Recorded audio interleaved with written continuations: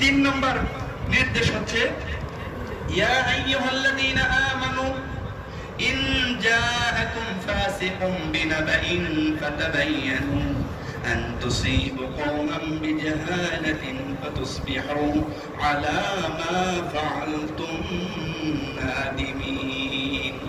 আল্লাহ তিন নম্বর যে গুণাবলীটা উল্লেখ করেছেন, যখন হে বিশ্বাসীরা তোমাদের কাছে যখন কোনো নিউজ নিয়ে আসে, কোনো ইনফরমেশন নিয়ে আসে, সেই ইনফরমেশনটা বিশ্বাস করবার পরে আগে যাচাই করো, তারপরে বিশ্বাস করো। কথাটা একটু মনোযোগ দিয়ে শুনেন। কেউ যদি নিউজ নিয়ে আসে, ইনফরমেশন নিয়ে আসে, একটা মেসেজ নিয়ে এসেছে, আসার সঙ্গে সঙ্গে বিশ্বাস করবে, পরে আগে নিউজটাকে যাচাই করতে বলেছেন কে? কথা বলেন, কে বলেছেন? আর যদি আপনি বিশ্বাস করে ফেলেন সাথে সাথে, এমনও হতে পারে একটা সম্প্রদায়ের ক্ষতি হতে পারে কিনা বলেন?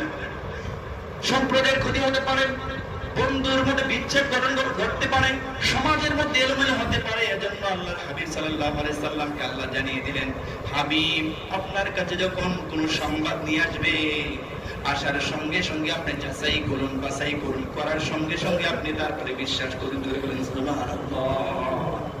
আগে আপনি বিশ্বাস করবেন না, আর যদি বিশ্বাস করেন, সিদ্ধান্ত উপনীত হয়ে যান, আপনাকে পরবর্তীতে লজ্জিত হতে হবে।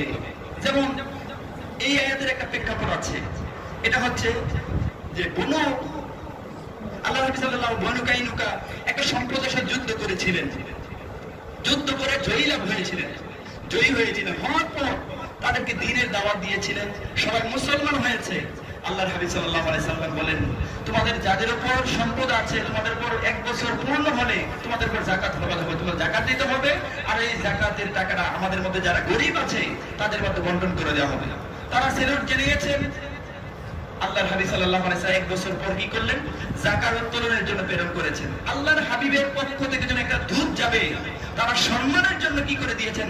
লাল গালিচা এবং উট সজ্জিত, হাতে তলোয়ার নিয়ে তাদেরকে ওয়েলকাম জানাচ্ছেন। এমন যখন দেখলেন, ওই সাহাবী গিয়েছেন, দেখলেন যে হাতের মধ্যে তলোয়ার, মনে হয় আমাকে মেরেই ফেলবে। এই কথা শুনে তারা কি করেছেন? মদিনাতে চলে এসেছেন।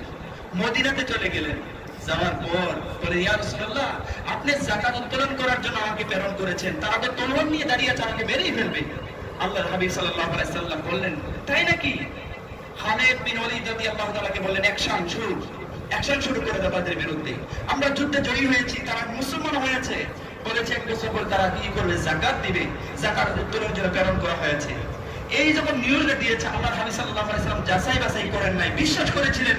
হযরত খালিদ রাদিয়াল্লাহু তাআলাকে বললেন যে সিপাহ সারা দায়িত্ব পালন করে তাদের যুদ্ধের ময়দানে যুদ্ধ করার